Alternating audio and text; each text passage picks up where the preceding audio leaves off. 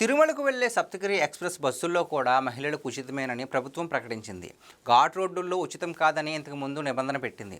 అయితే ఇప్పుడు ఆ నిబంధన తొలగించింది. ఉచిత ప్రయాణం అని పుణ్యక్షేత్రాల వద్దకు వెళ్తున్న భక్తులకు ఘాట్ రోడ్డుల్లో డబ్బులు కట్టాల్సి వస్తుందన్న అసంతృప్తి వ్యక్తం చేస్తున్నారని ఫీడ్బ్యాక్ రావడంతో ప్రభుత్వం ఘాట్ రోడ్డుల్లో కూడా ఉచితమేనని ప్రకటించింది. తిరుపతి వరకు ఆర్టీసీ బస్సులు వస్తాయి. తిరుపతి నుంచి తిరుమలపైకి సప్తగిరి ఎక్స్ప్రెస్ బస్సులు ఉంటాయి. వాటిలో కూడా ఉచితం చేశారు. అయితే సీటింగ్ కెపాసిటీ వరకు ప్రయాణికుల్ని ఎక్కించుకుంటారు.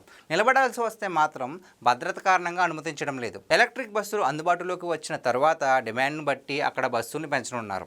కేవలం ఏపీ మహిళలకు మాత్రమే ఈ అవకాశం ఉంటుంది. ఏపీకి సంబంధించిన గుర్తింపు కార్డు ఉంటేనే ఉచితం. ఇతర రాష్ట్రాల వారు డబ్బులు చెల్లించి టికెట్ తీసుకోవాలి. ఇటీవలి కాలంలో ఆర్టీసీ బస్సుల్లో కొండపైకి వచ్చేవారి కంటే వ్యక్తిగత వాహనాలతో వచ్చేవారు పెరిగిపోతున్నారు.